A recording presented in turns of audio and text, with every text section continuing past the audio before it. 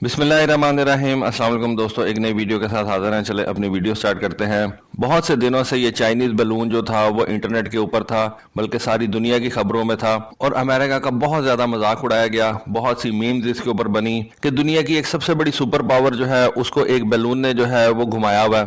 पहले तो पेंटागन ने फैसला किया कि इस बैलून को जो है वो हम नहीं गिराएंगे। फिर कुछ दिनों के बाद जब उन्होंने देखा कि अवाम जो है वो तो इसके ऊपर बहुत ज्यादा मजाक उड़ाना शुरू हो गई है पेंटागन का, मैंने भी एक ट्वीट में लिखा कि 715 बिलियन डॉलर की जिसका डिफेंस बजट है वो मुल्क जो है उसको एक बैलून ने क्रिपल कर दिया। उसके इतने बड़े डिफेंस बजट को एक छोटे से और सस्ते बैलून ने जो है वो एक्सपोज कर दिया। एनीवे, फिर जब इस बैलून को गिराने का जो है वो फैसला हुआ तो F-22 जहाज को इस्तेमाल किया गया। अमेरिका का बेस्ट फाइटर जेट है, एयर सुपीरियोरिटी में इस्तेमाल होता है। अमेरिकन इस बैलून को F-16 से भी गिरा सकते थे, कोई भी जहाज इस्तेमाल कर सकते थे, लेकिन F-22 इस्तेमाल करने का जो मेन मकसद था वो इसकी कैपेबिलिटीज को चेक करना था कि ये कितने ज्यादा हाई एल्टीट्यूड पे जा सकता है, और अगर ये इतने ज्यादा हाई एल्टीट्यूड पे जाके एक साइड वाइंडर मिसाइल फायर करता है तो वो सारी चीजें उन्होंने इसके अंदर देखी होंगी। फिर F-22 के ऊपर मीम्स बनना शुरू हो गई, जिनमें से कुछ मीम्स थी और कुछ फैक्ट्स थे। मसलन F-15 ने अपने 100 के करीब एयर टू एयर किल्स जो है वो कंफर्म कर लिए हुए हैं। F-16 ने तकरीबन 70 के करीब air to air kills confirm कर लिए हुए हैं। F-22 जो उनका सबसे महंगा जहाज है, 5th जनरेशन का जहाज है, ATF प्रोग्राम के अंडर जो है इसको डेवलप किया गया।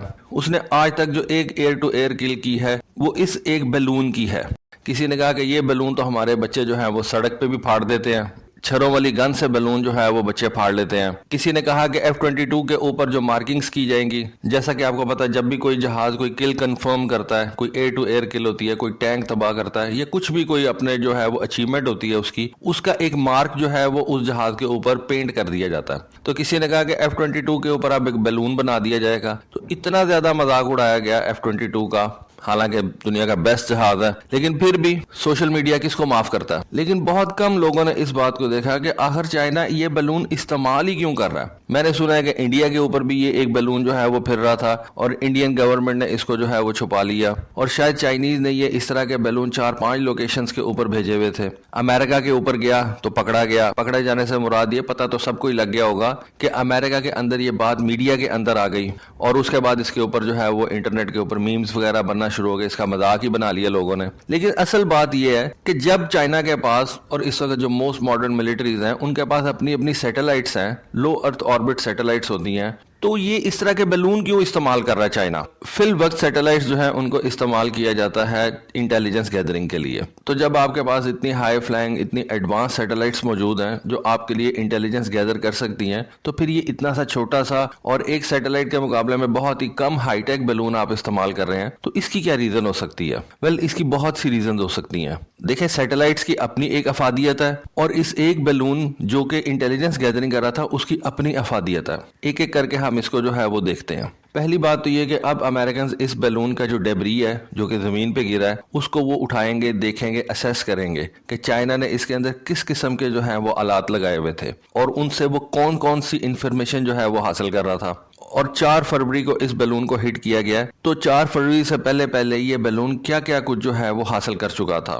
देखिए, इस बैलून से जो आपने काम लिया है वो आप सैटेलाइट के जरिए से भी कर सकते हैं, ड्रोन्स के जरिए से भी कर सकते हैं, लेकिन बैलून्स जो है ना उनका अपना एक एडवांटेज है कि वो किस तरह से इंटेलिजेंस, सर्वेलेंस और रिकॉनेसेंस कैपेबिलिटीज जो है वो इस्तेमाल करते हैं। सबसे पहले ये जो बैलून है ये उतनी हाइट के ऊपर नहीं उड़ता जितनी हाइट के ऊपर आपकी सैटेलाइट होती है। सैटेलाइट जो है अगर वो लो अर्थ ऑर्बिट में भी उड़े तो आप उसको स्पेस ही बोलेंगे। तो स्पेस के अंदर एक सैटेलाइट जो होती है वो एक खास किस्म के सेंसर्स तो उठा के लेके जा सकती है, लेकिन ये जो बैलून है ये आपके एटमॉस्फेयर में रहते हुए इंटेलिजेंस गैदरिंग करता है। फिर आपकी जो सैटेलाइट होती है वो कितनी भी ज्यादा हाईली एडवांस क्यों ना हो, वो आपके एडवर्सरी की कम्युनिकेशन को इंटरसेप्ट नहीं कर सकती। आपके एडवर्सरी के जो इलेक्ट्रॉनिक सिग्नल्स होते हैं उनको वो जो है इंटरसेप्ट नहीं कर सकती। ये बैलून चूंकि एक सैटेलाइट से काफी नीचे जो है वो फ्लाई कर रहा था, तो ये आपके एडवर्सरी की कम्युनिकेशन को भी इंटरसेप्ट कर सकता है, उसके इलेक्ट्रॉनिक सिग्नल्स जो है उनको भी इंटरसेप्ट कर सकता है। फिर ये जिस एरिया के ऊपर पकड़ा गया, मोंटाना के ऊपर, शायद आपको पता हो कि यहाँ पे अमेरिका के साइलोज हैं, ICBMs के साइलोज हैं।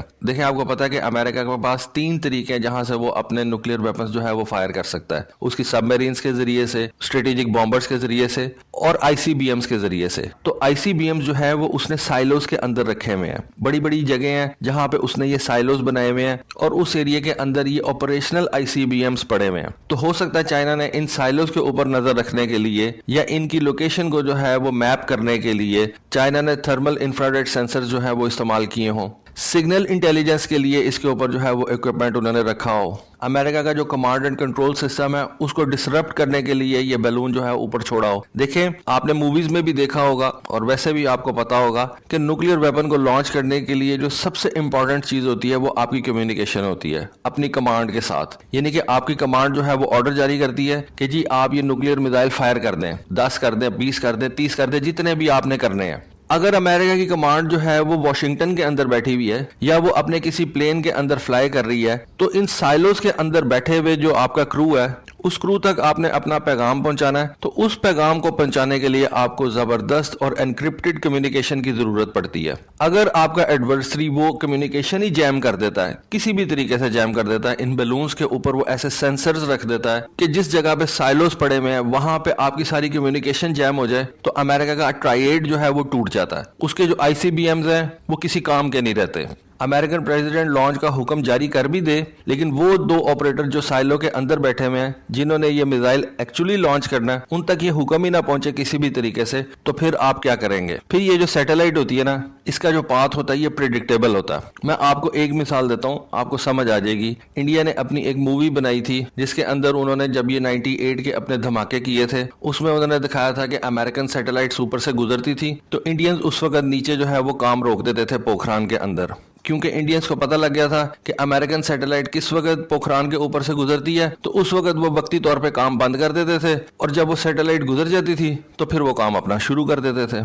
तो सैटेलाइट की ये एक कमजोरी होती है कि आपको अगर उसके टाइम का पता चल जाए इंटेलिजेंस के जरिए से किसी भी तरीके से, तो आप वक्ती तौर पे वो काम जो है वो अपना रोक सकते हैं। लेकिन बैलून की सूरत में आप क्या करेंगे? बैलून तो ऊपर आके रुक भी जाएगा, वो तो वहां से हिलेगा ही नहीं। फिर आप क्या करेंगे? वो कई कई हफ्ते, कई कई महीने जो है वो वहां पे खड़ा रहता है। ठीक है, आप उसको गिरा देंगे, कहने का ये मकसद नहीं है, लेकिन मैं आपको एक बात समझा रहा हूं कि सैटेलाइट ने तो एक एरिया के ऊपर से गुजर जाना है और फिर थोड़ी देर के बाद उसने उस एरिया के ऊपर दोबारा आना है। हो सकता है 24 घंटे के बाद, हो सकता है कुछ घंटों के बाद। लेकिन ये जो बैलून है इसको तो आप खुद से मूव कर सकते हैं, इसको आप स्टीयर कर सकते हैं। जिस तरह एक आप गाड़ी को स्टीयर करते हैं, गाड़ी आप राइट लेके जा सकते हैं, गाड़ी आप लेफ्ट लेके जा सकते हैं, उस तरह से आप इस बैलून को जो है वो स्टीयर कर सकते हैं। अपनी मर्जी के मुताबिक एक एरिया के ऊपर कई कई घंटे जो है वो रोक सकते हैं, एक एरिया से दूसरे एरिया की तरफ लेके जा सकते हैं। सैटेलाइट की सूरत में आप ये काम नहीं कर सकते। सैटेलाइट का एक पाथ जो है वो कंफर्म है, उसने उसी पाथ के ऊपर घूमना है। अगर आपने उसको मूव करना है,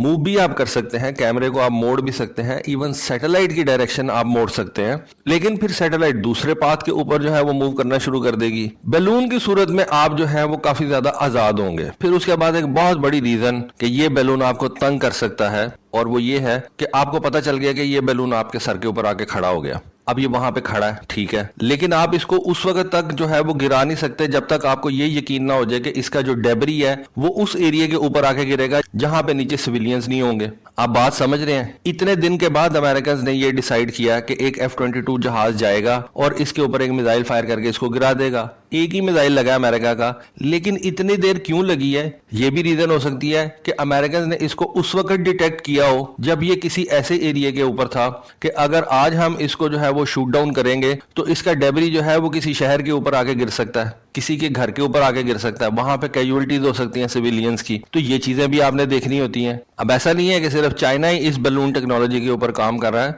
ये बैलून टेक्नोलॉजी बड़ी जबरदस्त होती है। अमेरिका ने भी इसके अंदर इन्वेस्ट किया था। अमेरिका ने एक ऐसा नेटवर्क बनाया था कि अगर अमेरिका के ऊपर कोई लैंड अटैक क्रूज मिसाइल्स आता है किसी भी तरफ से, क्योंकि लैंड अटैक क्रूज मिसाइल जो होते हैं उनकी बड़ी बड़ी लंबी रेंज होती है, खासतौर पे अगर ये किसी नेवल शिप से फायर किया जाए, तो उस तरह के लैंड अटैक क्रूज मिसाइल्स को रोकने के लिए अमेरिका ने एक प्रोग्राम तरतीब दिया था। अमेरिका के ऊपर उन्होंने ये बैलून्स जो है वो छोड़ दिए थे जिनके अंदर रेडार्स थे, लेकिन फिर किसी वजह से उन्होंने ये प्रोग्राम कैंसिल कर दिया था, वो भी एक लंबी बात है। लेकिन इस बैलून टेक्नोलॉजी के अंदर अमेरिका खुद भी इन्वेस्ट करता रहा है और इस तरह के बैलून्स अमेरिका ने इराक और अफगानिस्तान के अंदर भी इस्तेमाल किए हैं। इनको एरोस्टैट्स बोलते हैं और ये इंटेलिजेंस पेलोड के साथ इक्विप होते हैं। इनके ऊपर आप रेडार्स भी लगा सकते हैं। बल्कि मैं तो समझता हूँ कि हर वक्त तो आपके मुल्क में जंग नहीं लगी रहती, आपको इस तरह की टेक्नोलॉजी के अंदर इन्वेस्ट करना चाहिए क्योंकि ये बहुत ही सस्ते पड़ते हैं आपको, और एक हाइट के ऊपर जाके खड़े हो जाते हैं और दुश्मन के एरिया की तरफ जो है वो देखते रहते हैं। इनके ऊपर आप किसी भी किस्म का सेंसर लगा सकते हैं, रेडार लगा सकते हैं,